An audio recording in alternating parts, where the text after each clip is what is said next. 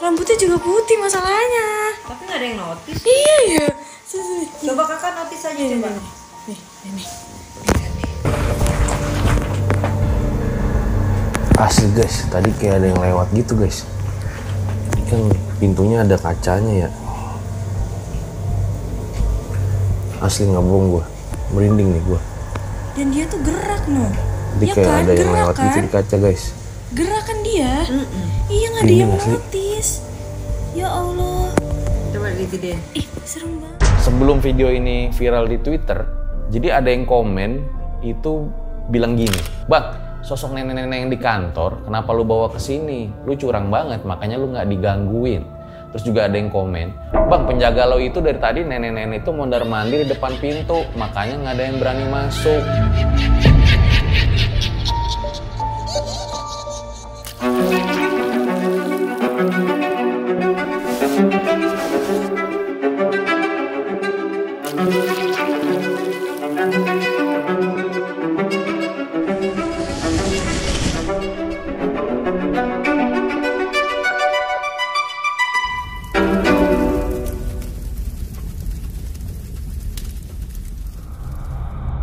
Jadi guys, gue pengen cerita ya. Jadi syuting ini dilakukan setelah video kemarin gue nginep sendirian di kosan Rizky itu tayang. Awalnya jujur gue tuh biasa aja, paralang sama Erjel Satset ya, nggak gimana-gimana. Karena abis dari Rizky itu gue langsung ke Pulau Majeti. Tapi pas gue baca komen-komen dari kalian, kok gue jadi merinding. Nih, salah satunya nih. Jadi banyak banget dari kalian itu yang komen katanya di menit ke-20 ada suara yang masuk. Nih langsung aja kita dengerin nih. Banyak netizen bilang di menit 20 ada suara hoa. Kamera tadi udah di setup semua sama tim RJL, jadi gue tinggal di sini, tinggal aktivitas aja. Sendiri mau ngapain gitu. Nah ini gue liatin ya ke lu ya. Jadi kameranya apa aja yang dipakai. Di sini ada kamera ini, terus ada CCTV ya, tuh dulu ya. Jadi kameranya apa aja? Itu gue juga tahu baru belakangan setelah lu pada komen, karena sebelumnya pas gue di sana tuh gue nggak notice ada suara apa-apa. Dan kemarin juga sempat ada yang komen di IG gue, itu suara kameramen nguap kali. Kameramen gimana orang kan itu awal gue ditinggal sendirian. Jadi bener-bener yang pakai mic itu gue doang gitu loh. Apakah itu suara nafas gue? Atau jangan-jangan ada yang nafas yang lain? Nah itu yang bikin gue jadi agak sedikit bingung ya. Sebenarnya ini suara siapa gitu. Karena pas editor aja tuh nggak ngeh gitu. Kalau itu ada suara di menit ke-20. Justru kalian yang ngeh ada suara itu. Terus yang bikin gue notice lainnya adalah kok banyak banget setelah video Rizky itu DM ke gue di Instagram katanya banyak mengalami kejadian-kejadian horor tuh pas gue baca tuh kayak di luar nalar gitu loh. Nih gue bacain satu-satu nih DM kalian. Nih misalnya salah satu dari Bagaskara. Jadi pas dia nonton konten gue yang di rumah Rizky, dia nonton sama temennya. Tiba-tiba temennya itu yang lagi tidur itu kaget. Karena katanya ada sosok yang datang pas mereka lagi nonton video itu. Sosoknya itu perempuan, rambutnya panjangnya selutut, mukanya tuh jelek banget, hancur kayak abis orang kecelakaan. Dan kata temennya nih yang katanya ngerti, itu adalah sosok yang sama dengan sosok yang ada di kosan Rizky yang di atasnya. Emang iya ya? Terus juga yang kedua dari Mutia nih. Jadi pas dia nonton 2 episode versi Rizky, katanya di kupingnya dia itu tiba-tiba ada nafas dari suara laki-laki berat. Dan pas dia lagi dinas itu kan nontonnya malam ya. Suara itu nggak berhenti, bahkan terakhir dia dengar di suara di kupingnya ada kata-kata matikan. Sampai akhirnya si Mutia ini nggak berani lanjut nonton videonya lagi. Tapi ngomong-ngomong suara nafas ya, jadi pas gue sebelum tidur itu juga gue ada dengar suara kayak heman gitu di kuping gue, tapi gue nggak berani bahas langsung saat itu. Dan gue agak deg-degan sih, gue udah cerita juga di video kemarin ya, tapi gue masih mikir itu kayaknya emang ini aja, gue pengen tidur antara sadar dan nggak sadar gitu. Jadi ya belum bisa dipastikan lah itu beneran suara ada di telinga gue gitu. Terus ada DM lagi dari Ndasyanum. Jadi katanya abis dia nonton video kosan Rizky yang di RJL, dia tuh dimimpin sama sosok perempuan tapi mukanya itu nggak kelihatan. Nah dalam mimpinya itu si perempuan bilang, udah gue bilang, lu jangan nonton. Kalau lu lanjutin nonton terus, keluarga lu itu bakal gue teror. Nah gara-gara mimpi itu dia sampai nangis, langsung lari ke atas buat minta pertolongan sama suaminya. Wow, ini kok ngaruhnya sampai segininya ya. Bahkan ini sampai ke fisik juga ya, ada ya dari Cindy nih. Katanya abis dia nonton podcast gua sama Iki, sekitar maghrib, tiba-tiba lampu di ruangannya itu jadi redup. Dan kakinya itu seperti ada yang cubit, padahal nggak ada orang. Dan karena cubitan itu, semakin lama kakinya itu jadi malah makin perih. Terus dia bilang sama suaminya juga, ngadu lah. Kalau dia bingung sebenarnya kakinya itu kenapa. Bahkan sampai memar sedikit ya, gara-gara nonton video ini. Nah, ini gua agak bingung juga ya. Kok bisa kayak gitu ya, banyak banget yang DM punya pengalaman horor ketika nonton video horor ini. Apa jangan cuma sages doang? Kalau menurut kalian gimana? Boleh banget dong komen di bawah. Terus tadi nih semalam, jadi gue pengen cerita, gue tuh kebangun sekitar jam 3 malam lah. Gara-gara ada suara petasan tuh, kenceng banget. Buset dah kagak ada akhlak tuh yang main dah. Karena gue kebangun, tapi tiba-tiba di tangan gue itu seperti ada yang niup gitu guys. Kayak kalian ngerasain angin tapi di tangan doang gitu loh. Gitu. Kenapa nih ya? Nah pas itu gue baca di WhatsApp, jadi ada yang ngirim, ada yang ngebahas kalau dia tuh ngeliat ada sosok nenek-nenek di Twitter gitu ya. Sosok nenek-nenek itu kerekam pas gue lagi sendirian di kosan Rizky. Nih lo lihat nih Twitternya nih.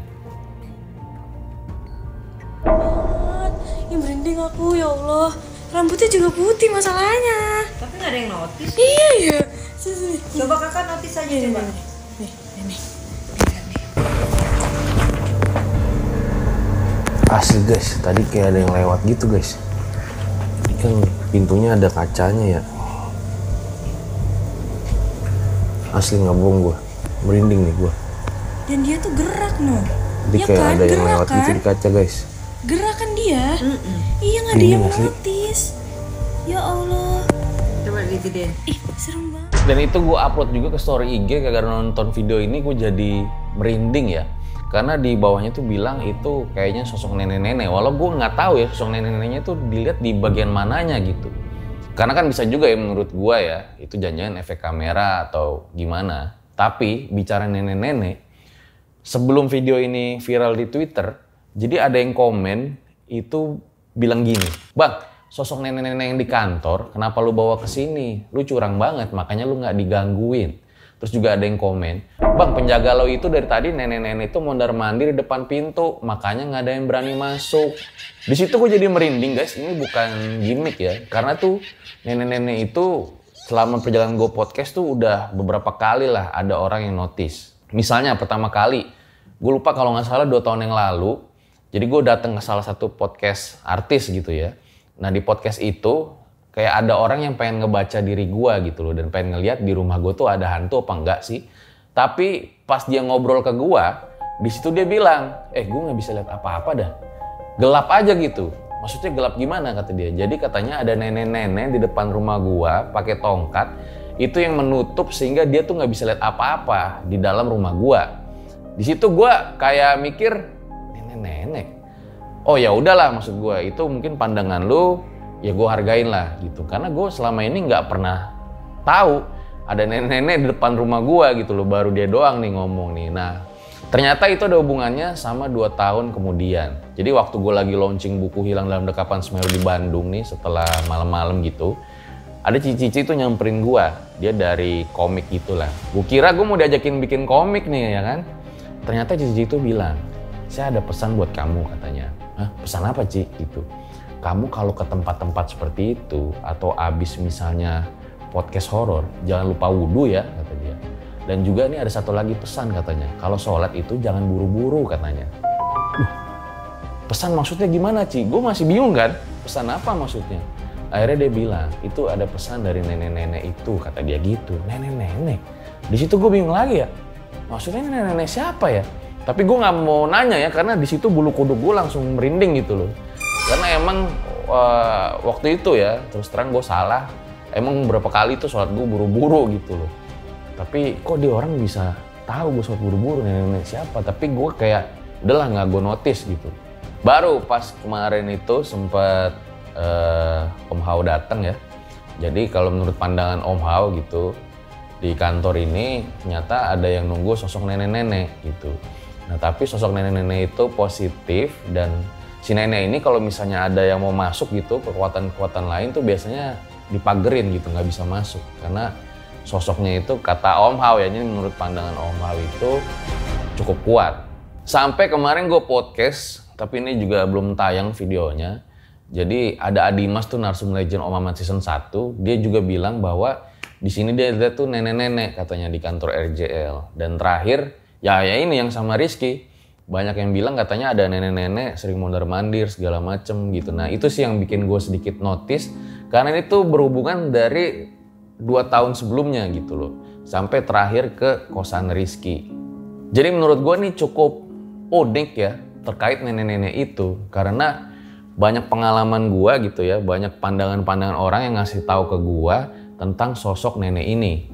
Walaupun sebenarnya gue tuh nggak pernah nanya, dan gue juga merasa ketika orang itu ngasih tahu ya udah gue hargain aja pandangan lo gitu.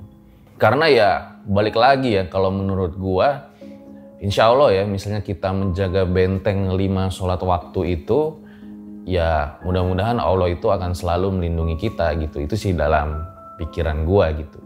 Tapi ya ini gue cerita aja ya, jadi gue agak sedikit ke notice terkait nenek-nenek, dan gue pengen cerita ke lu semua bahwa kok bisa ya dari 2 tahun lalu itu ada orang-orang yang selalu cerita ke gue, padahal gue gak pernah nanya, dan gue juga gak pengen notice sebenarnya terkait nenek-nenek ini. Bahkan tadi pagi pun pas gue kebangun jam 3 pagi, banyak orang yang bilang itu sosok nenek-nenek itu ada lagi di kosan Rizky.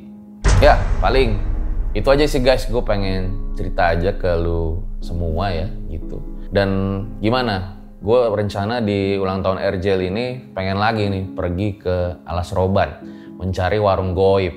Kalau misalnya kalian pengen, boleh banget 20.000 komen di bawah. Ya sebelum ditutup sih gue intinya pengen bilang aja bahwa nggak ada kekuatan yang lebih kuat daripada kekuatan Allah Subhanahu wa Ta'ala.